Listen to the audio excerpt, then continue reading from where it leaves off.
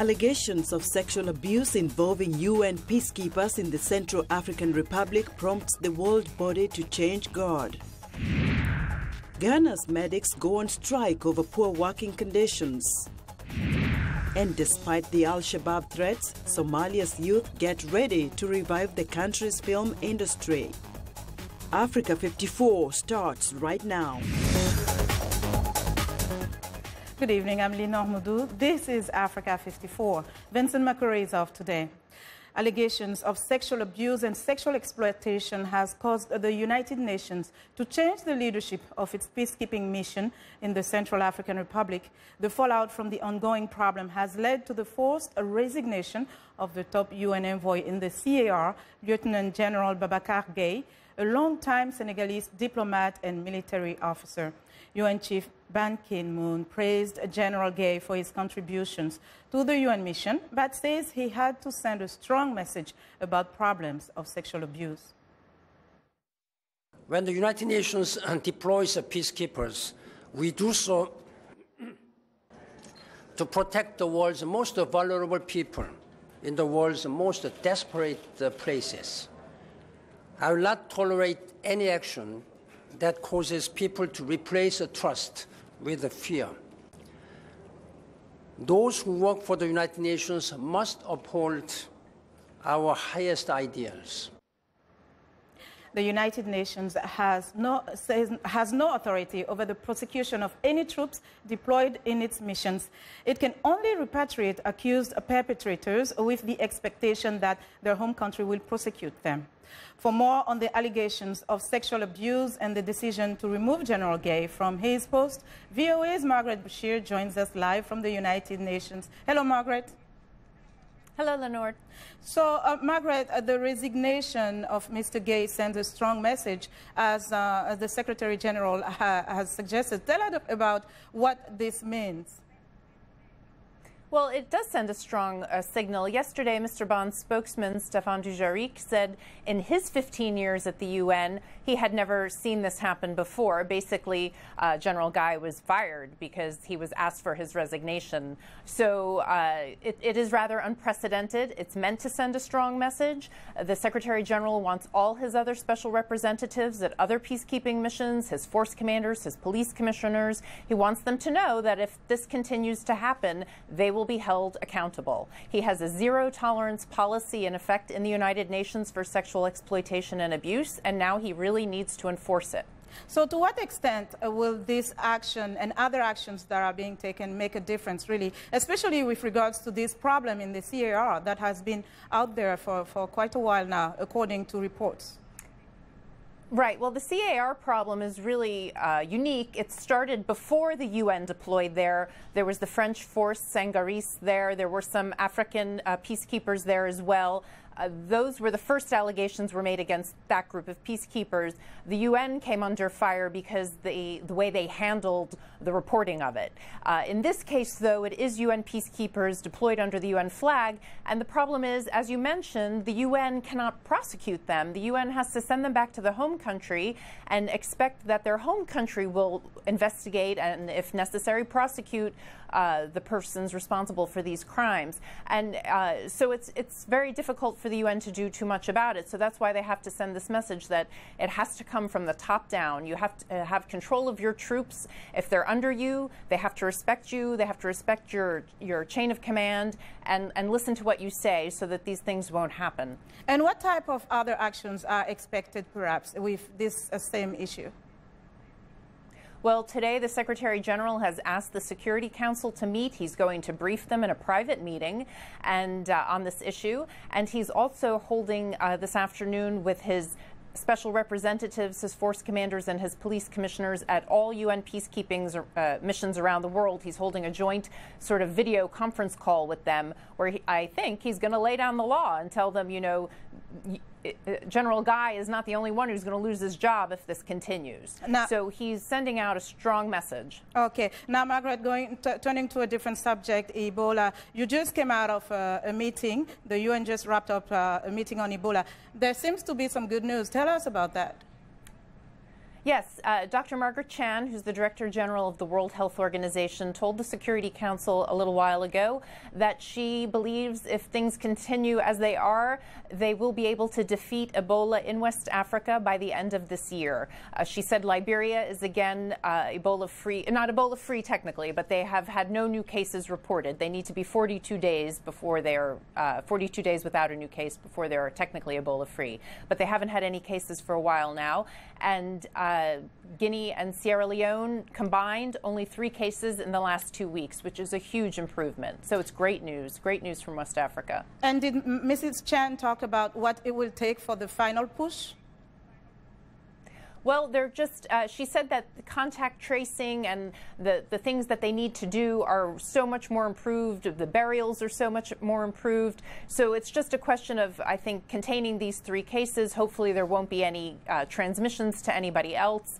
And then they can begin the countdown, hopefully, to the 42 days of no new cases. So they're hoping by the end of the year. But she did caution that progress can be reversible. We saw that in Liberia in June. They were declared Ebola-free, no new cases for 42 days, but then because it's still existing in the region, they did report a few new cases. So she was very clear. We need 0 cases before we can say we're Ebola-free. Thank you, Margaret. We hope for the best. Thank you so much for your reporting.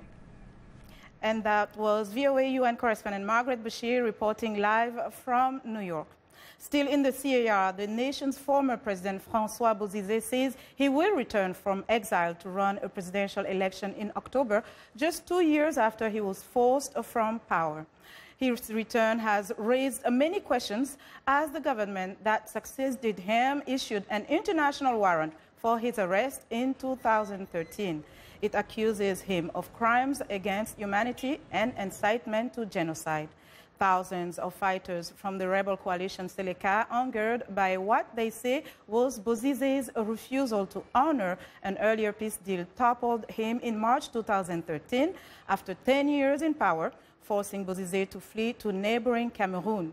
A transitional court will rule on who is eligible to run. The CAR's constitution does not prevent Bozizé from running again. Now, peace talks between Libya's warring factions ended Wednesday in Geneva without resolution, but a UN envoy says the parties are determined to reach an accord on a unity government by early September. As the negotiations broke up, UN Special Envoy Bernardino Leon said the 2 groups, each with a claim to controlling part of war-racked Libya, underscored their determination to complete the negotiations within the coming 3 weeks. Libya is split between 2 governments supported by armed troops fighting each other. The internationally recognized government is based in the eastern city of Tobruk, while an Islamist-backed government rules from the capital, Tripoli. I think it is positive. This is creative. This is the first time the Congress attended the meeting. They have some reservations, some points. We say that we will deal with these points when we discuss in the annexes. And I think if they wanted to return back to the square one, it is no chance to make a deal with them. But I hope that the moderate and the realistic people in the Congress will understand that we should not miss this opportunity. فنحن متفائلون نحن مستبشرون بأن هناك تقارب. We are optimistic. We are hopeful that there is a lot of common ground in the opinions of the 2 main sides. We feel from what we have heard all the politicians say today that there is a serious desire to take quick steps because we recognize that this split in Libya with the legislative and executive branches has created an economic and security crisis. Now, last month, Libya's political leaders signed a UN-brokered power-sharing deal, but the Tripoli government refused to participate. Libya has been in political turmoil since longtime dictator Muammar Gaddafi was overthrown and killed in 2011. The Islamic State group also has seized territory, adding to the country's chaos. Big changes are coming in Guinea-Bissau after President José Mario Vaz sacked his government as a result of a dispute with Prime Minister Domingos Simoes Pereira. In a speech announcing the move, President Vaz said a government reshuffle was not enough to solve the problem. The relationship between Vaz and Pereira has been tense since last June, when civilian rule was restored to the West African nation following a coup in 2012. The nation, once colonized by Portugal, has a history of political upheaval characterized by a series of government takeovers. There was no immediate reaction from the Prime Minister. A series of massive explosions has killed at least 50 people and injured hundreds more at a Chinese hazardous materials warehouse in the northeastern Chinese port city of Tianjin last Wednesday. Pictures and videos showed gigantic fireballs reaching into the night sky, a mushroom cloud that dwarfed nearby high-rise buildings, and violent shockwave that rattled residents several kilometers from the blast site. Aerial footage posted Thursday by the official Xinhua news agency showed a still smoldering center of destruction that stretched for multiple blocks, leaving behind torched buildings and charred vehicles. Officials say there are no indications about what caused the explosion. We want to know what you think about Africa 54 and the stories we cover. Join the conversation on Facebook. The address is Africa54, and check out our headlines 24/7 on voaafrica.com. Coming up, Uber begins a first-of-its-kind project with deaf drivers in Nairobi testing its app. Stay with us.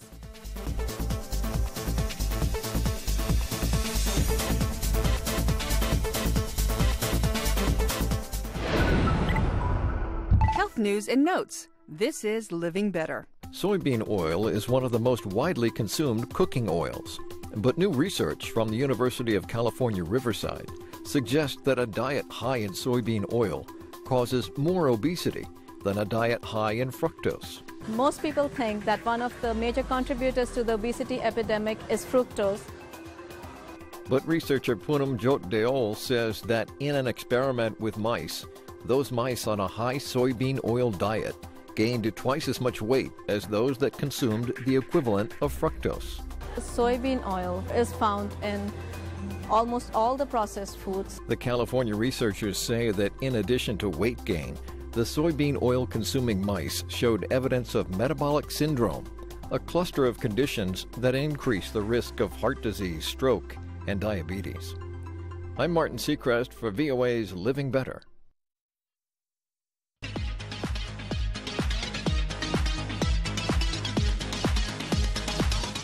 Well wishes are pouring in for former U.S. President Jimmy Carter, who is getting treatment for cancer. Mr. Carter says the unnamed cancer has spread to other parts of his body. President Carter, who is 90, announced Wednesday the cancer was discovered earlier this month during surgery to remove a mass on his liver. President Barack Obama spoke to Mr. Carter late Wednesday and wished him a full and speedy recovery. Mr. Carter expects to release a more complete public statement about his cancer once more facts are known. Since leaving the Oval Office in 1981, the former president has been hailed as a global humanitarian. Now, scientists have developed a simple urine test that could detect pancreatic cancer much earlier than at present. The researchers looked at almost 500 urine samples and found a protein signature only present in people with the disease. The signature was found to be 90% accurate. The scientists from the UK and Spain who developed the test hope that if its early promise is realized, then it could be possible to diagnose patients much earlier and offer them treatment. Pancreatic cancer is often very advanced by the time it is diagnosed with a high mortality rate.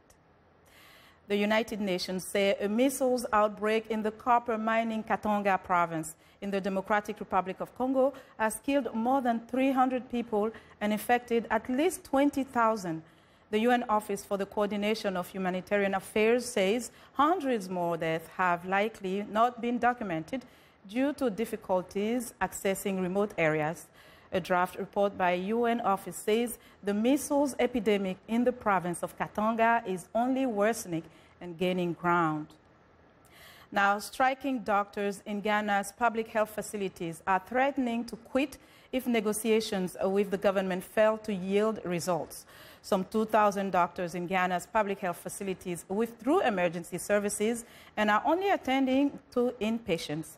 The action is mostly affected the poor and underprivileged who depend solely on public health care. The strike began on August 7th as part of demands for improved allowances and other non-salary benefits. Dr. Justice Dufu Youngson is Deputy General Secretary of the Ghana Medical Association. This looks a little absurd because the very labor laws we work with in this country mandates that employees, especially professionals like us, should have these arrangements in place. We have done our utmost best to ensure that this is done. It hasn't happened. And we've gotten to a point where we are saying enough is enough. On the face of the law, it is illegal. I mean, when you are negotiating or talking to somebody and you embark on a strike with a view to pressurizing the person to meet your demands, it's just like putting a gun at the person's head and telling him to accede to your demands. It is never done in any negotiations. Ghana's President John Dramani Mahama also reacted to the strike. Any agreements that are reached in respect of allowances or conditions of services would have to be appropriately captured in the budget. And I want to say for emphasis that I will not authorize any expenditure on wages and compensation not provided for in the budget. Fiscal discipline requires that not a single pesewa is spent on remuneration outside what has been budgeted for. The Ghana Medical Association says the doctors are likely to either call off the strike or resign en masse on Friday.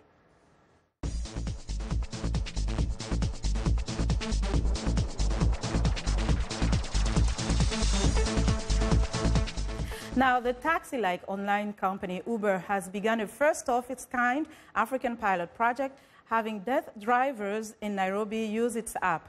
Lenny Ruvaga reports from the Kenyan capital. Driver Bernard Mulama intently goes through his phone. For the past week, he's been getting familiar with the Uber app.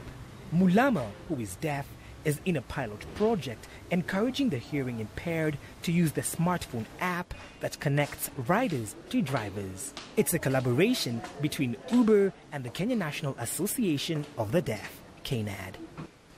Well, many deaf drivers driving taxis normally have problems in getting a personal service vehicle license. But getting a private car license is easy, since the police normally give licenses to private car owners who are deaf. In the field, the Uber app works seamlessly, with a flash prompt appearing on the smartphone alerting the driver of a potential client. For Mulama, the application means that more deaf drivers will overcome the hurdles and venture into a business that was once the preserve of only the hearing. The chairman of KNAD says the Uber app helps to level the playing field somewhat. We partnered with Uber because many deaf drivers do not have the opportunity to drive due to the attitude of policemen. Through the Uber app, we will be able to influence and enable deaf people to drive. The Uber app is relatively easy to use. The rider keys in their pickup location and the driver accepts the request once the phone flashes. Once the rider is picked up, the Uber app automatically charges the fare 75 cents per kilometer. Uber's manager in Kenya says the new revenue stream is a motivational factor. We both see the power of technology to offer, greater income opportunities to deaf and hard of hearing people who typically don't have access to, that many income opportunities in especially cities like Nairobi. According to the Kenya Sign Language Interpreters Association, there are more than 600,000 hearing impaired people in Kenya. Lenny Ruvaga for VOA News, Nairobi, Kenya. It's time now for a short break. Still to come on Africa 54, Somalia's youth revive deep-rooted storytelling traditions in film production. We'll be right back.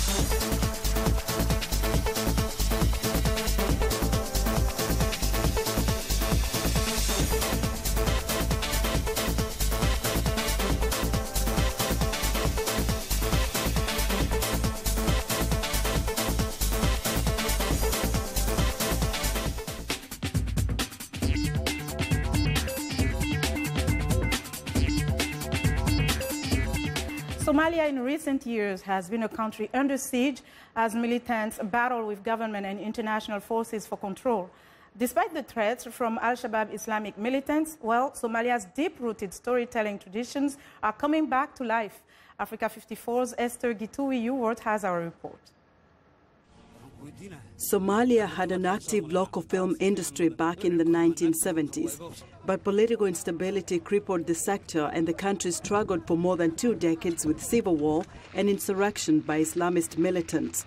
With Al-Shabaab militants driven out of the capital Mogadishu and other major strongholds, a group of young Somali filmmakers are hoping they can be part of a new storytelling movement through the media. Abdi Ali Shire is a filmmaker and trainer at the Somalia Media Academy, SOMA. He says the academy offers a chance to learn the skills of a lifetime. It was my dream to become a camerawoman in Somalia, and I feel like I have a lot to aspire to after taking advantage of these training courses because I want to be a professional.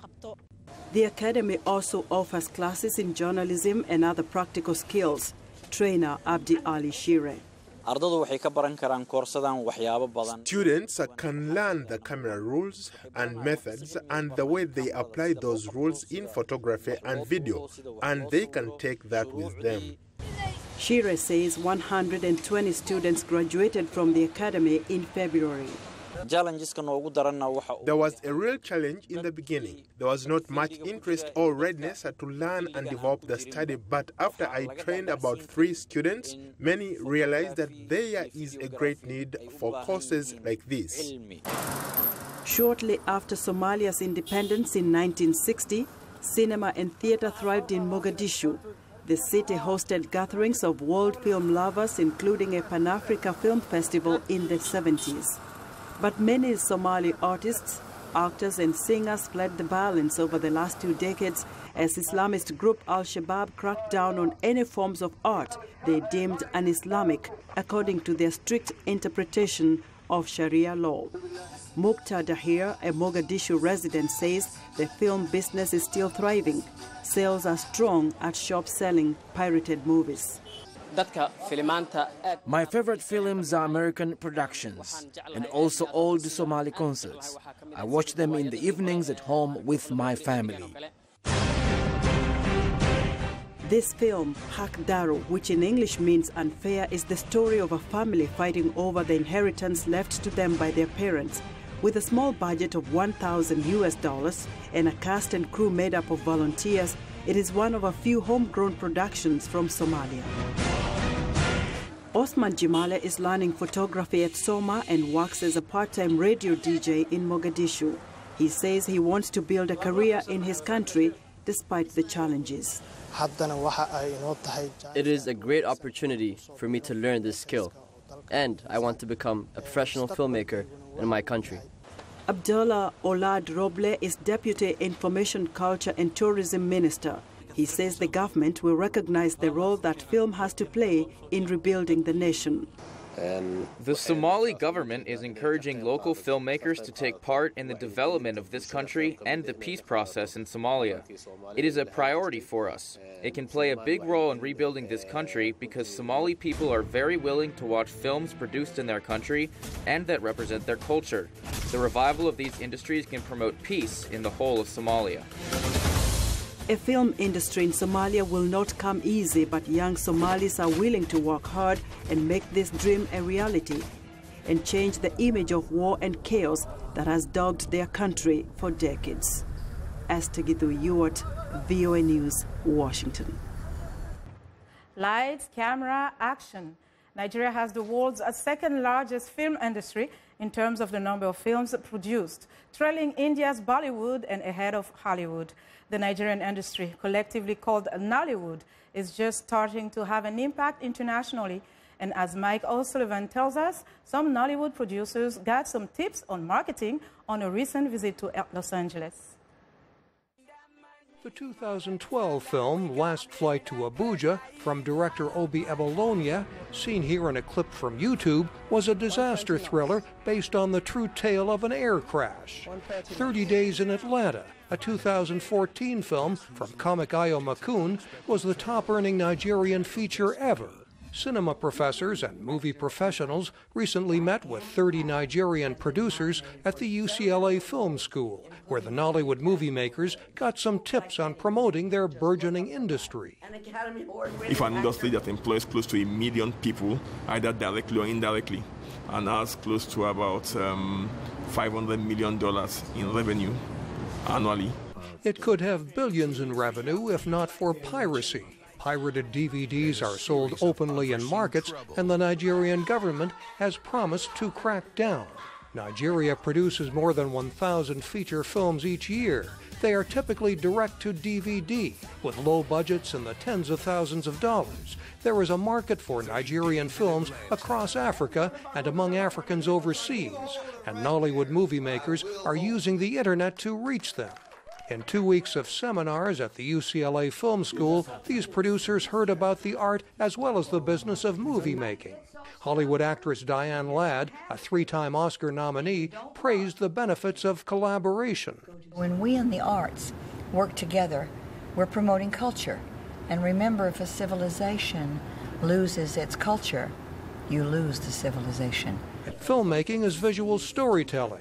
And Nigerian producer Forster Oj Mohon says his country has many stories. Legendary stories that we have not told. Now, some of those stories, we have the challenges of the techniques to bring them out as movies. That's a challenge. That's why we need to build our capacity to be able to tell our stories to the world. The Nigerian thriller October 1 from director Kunle Afolayan is one Nigerian film to make inroads outside the African market. It's a murder mystery set in the weeks before Nigerian independence on October 1st, 1960. The film's trailer is available on YouTube, and the movie can be watched on the internet streaming site Netflix, along with several other Nollywood productions. Nigerian producers say there are more like it to come. Mike O'Sullivan, VOA News, Los Angeles. And that's our show for today. Be sure to watch Africa 54 on our website at voaafrica.com. For more news, tune in to VOA's evening radio show, Africa News Tonight at 1800 UTC, and in the mornings to Daybreak Africa between 300 and 600 UTC, Monday through Friday. Thanks for watching, and good night from Washington.